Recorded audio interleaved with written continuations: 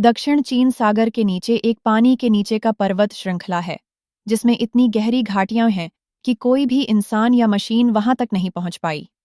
उन झलक क्षेत्रों में अक्सर जहाज गायब हो जाते हैं और कोई नहीं जानता क्यों। एक भयंकर तूफान के बीच इला जहाज पर कुछ ठीक करने की कोशिश कर रही है और जॉन के साथ बहस कर रही है, जो बाहर मदद करने से मना कर रहा है।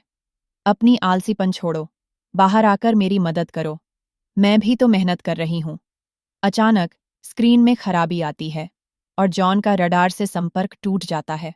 वह मैकेनिक जॉय पर चिल्लाता है, जो जवाब में उसे डांटता है क्योंकि जॉन हमेशा मशीनों को मारता है, न कि उनका ध्यान रखता है। क्रू को हनोवर ने किराए पर लिया है, जो एक विशेष माल को बीच समुद्र में एक निर्जन जगह पर ले जाना चाहता है, लेकिन उसने कारण नहीं बताया।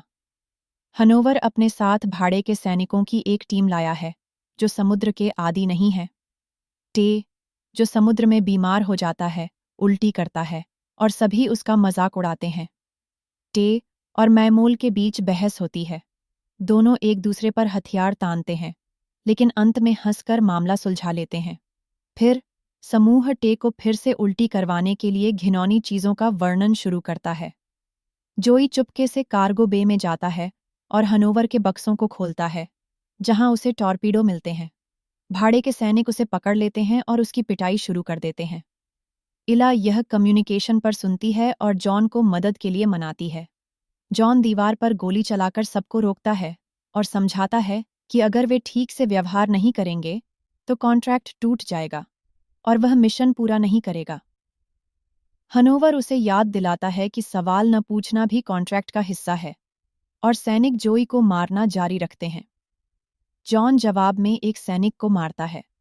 तुरंत सैनिक हथियार निकालते हैं और जोई के गले पर चाकू रख देते हैं, लेकिन हनोवर उन्हें जोई को छोड़ने का आदेश देता है।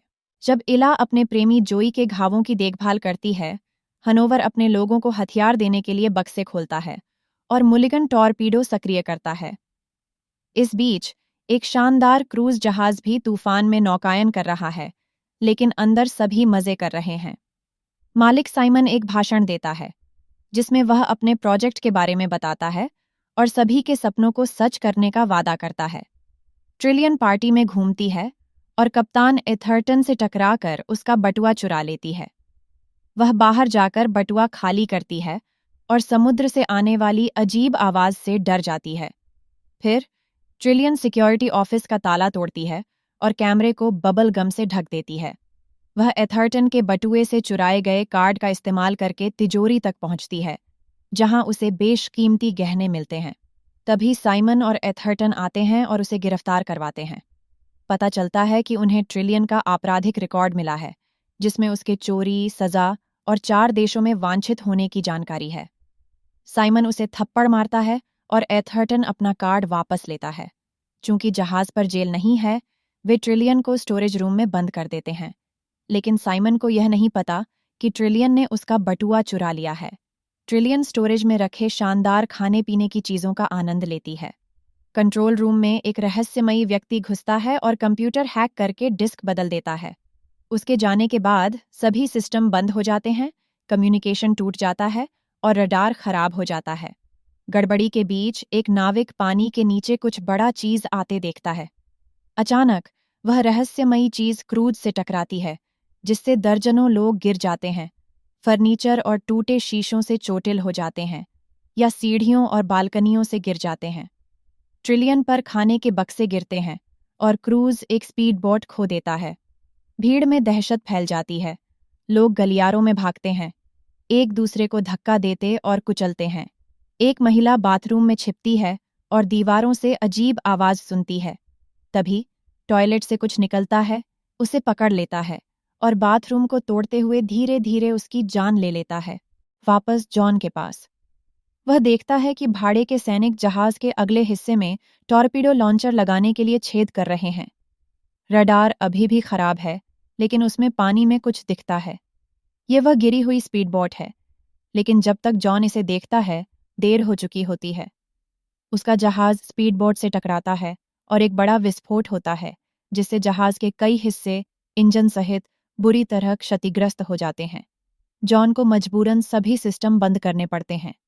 समूह आग बुझाने के लिए दौड़ता है और सौभाग्य से कोई टॉर्पीडो नहीं फटता। जब इला दूरबीन से देखती है तो उसे पास में क्रूज जहाज दिखता है और जॉन सोचता है कि वे उनसे ईंधन मांग सकते हैं।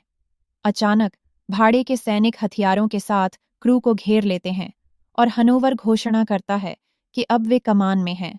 पता चलता है कि उनका प्लान हमेशा से क्रूज को लूटना और सबूत मिटाने के लिए टॉरपीडो से उड़ा देना था। चूंकि क्रूज जहाज हिल नहीं रहा, सैनिकों के लिए एक विशेष उपकरण से दरवाजा खोलना और अंदर चढ़ना आसान होता है। जोई और जॉन को बंधक बनाकर मिशन पर ले जाया जाता है, लेकिन इला को बिली के साथ छोड़ दिया जाता है। वे मुख्य हॉल में पहुंचते हैं, जहां सब कुछ तहस नहस है और कुछ आपातकालीन लाइट्स को छोड़कर बिजली नहीं है। सबसे चौंकाने वाली बात यह है कि वहां एक भी इंसान नहीं मिलता। हर जगह खून है, यहां तक कि लिफ्ट में भी। खोज जारी रहती है, लेकिन फिर भी कोई नहीं मिलता। हालांकि लाइफबोट्स अभी भी जहाज पर हैं। अचानक एक विस्फोट की आवाज आती है और सैनिक कई मिनट तक गोलीबारी करते हैं, जब तक कि जॉन बताता है कि यह सिर्फ एक खराब आतिशबाजी थी। लेकिन सैनिक हनोवर के शक्तिशाली हथियारों से इतने प्रभावित हैं कि वे मजे के लिए गोली चलाते रहते हैं।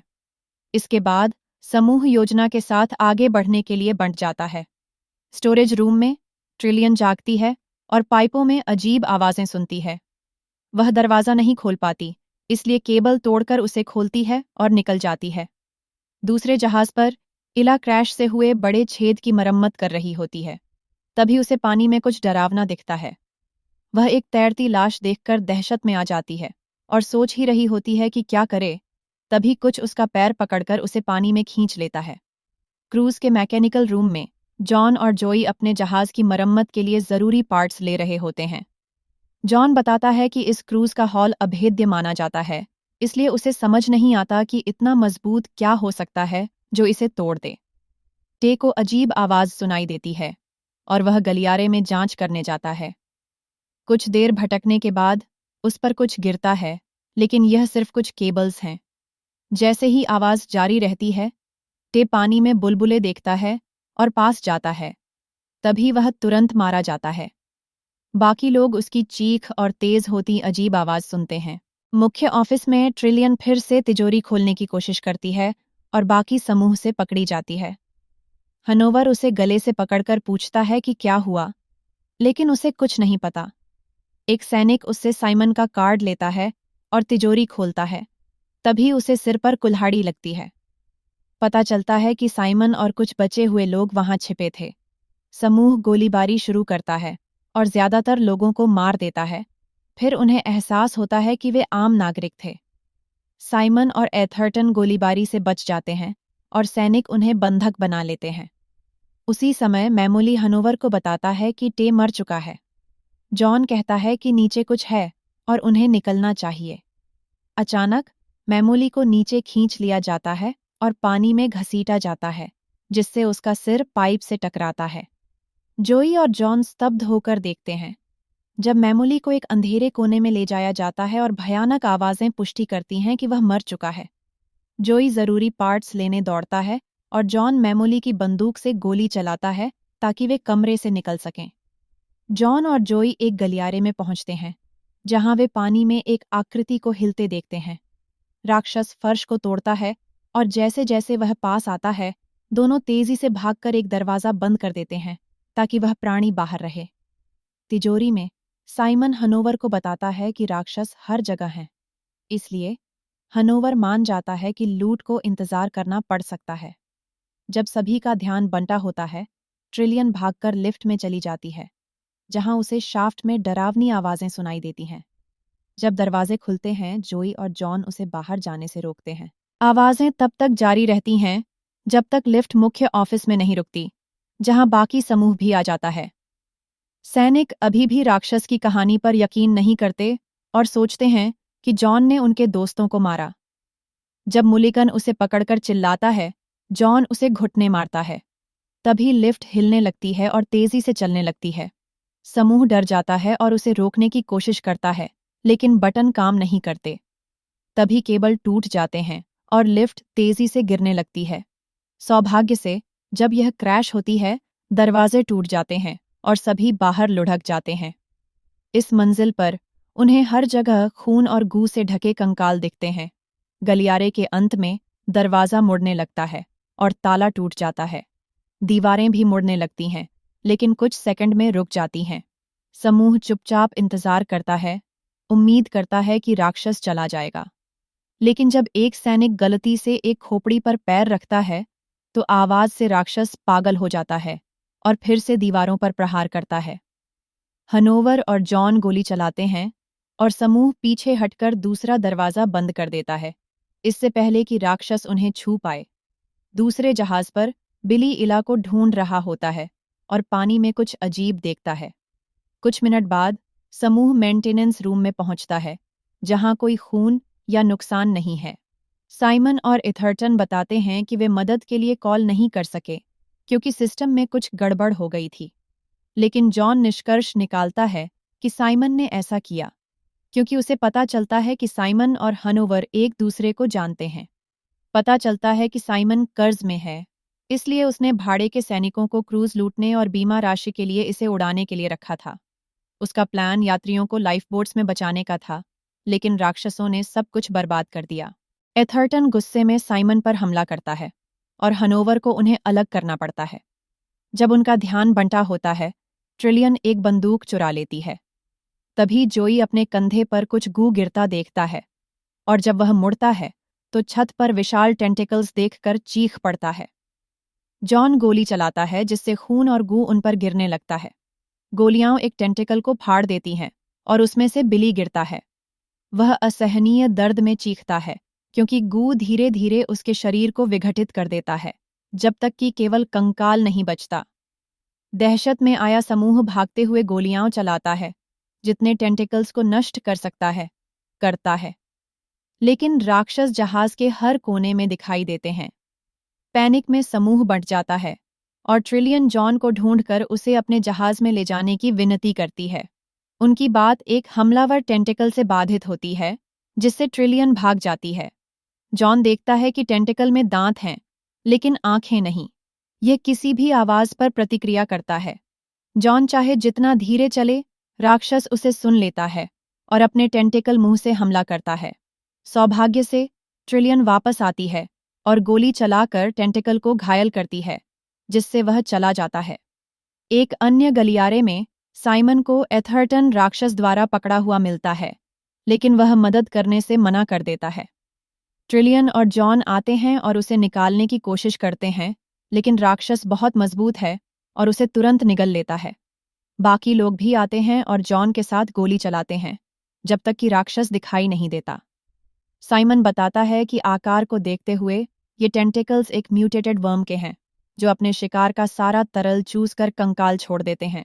जॉन घोषणा करता है कि वह अपने जहाज पर वापस जा रहा है और सभी उसका पीछा करते हैं। जल्द ही आपातकालीन लाइट्स भी बंद हो जाती हैं और उन्हें टॉर्च का इस्तेमाल करना पड़ता है। दुर्भाग्य से निकास तक जाने वाला एकमात्र रास्ता पानी से भरा हुआ है, इसलिए जॉन, हनोवर और मुलिगन यह जांचने के लिए गोता लगाने का फैसला करते हैं कि क्या यह तैरने योग्य दूरी है। तलाश के दौरान मुलिगन को एक कटा हुआ हाथ मिलता है और वह घबरा जाता है।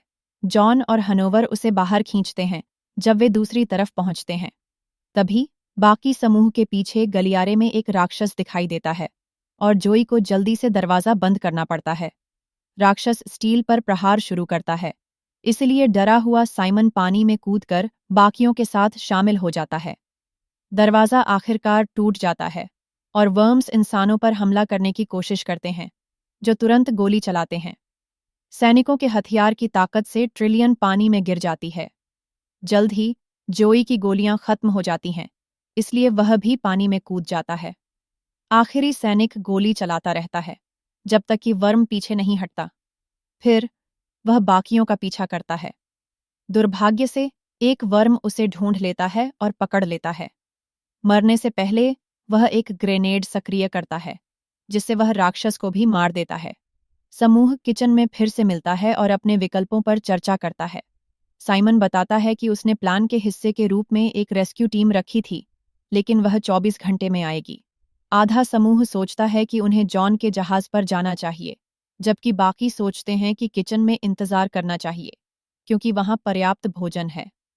मुलिगन पागल होने लगता है और हनोवर को उसे बंदूक की नोक पर रोकना पड़ता है। अचानक मुलिगन के पीछे एक वर्म दिखाई देता है, इसलिए सभी भागते हैं जबकि वह गोली चलाता है। आवारा गोलियां स्टोव से टकराती हैं और आग शुरू हो जाती है, जिससे वर्म वेंट में पीछे हट जाता है। एक घमंडी मुलिगन वेंट पर चिल्लाकर राक्षस को ताने मारता है। तभी राक्षस उसके पीछे प्रकट होता है और उसे पूरा निगल लेता है। बाकी टीम निकास ढूंढने की कोशिश करती है, लेकिन राक्षस हर दरवाजा बंद करते जाते हैं। वे गलियारे को ब्लॉक करने के लिए कुछ केबल्स भी तोड़ते हैं और साइमन को एहसास होता है कि वर्म्स उन्हें जहाज के अगले हिस्से की ओर धकेल रहे हैं। वह बाकियों को वहां जाने का रास्ता बताता है, लेकिन खुद एक अलग गलियारा लेता है। जब समूह जहाज के अगले हिस्से में पहुंचता है तो उन्हें हर जगह कंकाल और खून दिखता है। अचानक हॉल टूट जाता है और एक विशाल लहर जहाज के अगले हिस्से को बाढ़ से भर देती है। समूह गलियारे में वापस भागता है और साइमन को ढूंढता है, जो उनके सामने एक दरवाजा बंद कर देता है। पानी जल्द ही जॉन और ट्रिलियन को टक्कर मारता है, जिससे वे जहाज के पार्ट्स वाला बैग खो देते हैं। राक्षस जोई और हनोवर का पीछा करते हैं, जो एक ग्रेनेड फेंकता है। विस्फोट राक्षसों को धीमा करता है, लेकिन उन्हें रोक नहीं पाता। हनोवर जोई के पैर में गोली मारकर उसे गिरा देता है और उसे छोड़कर भाग जाता है।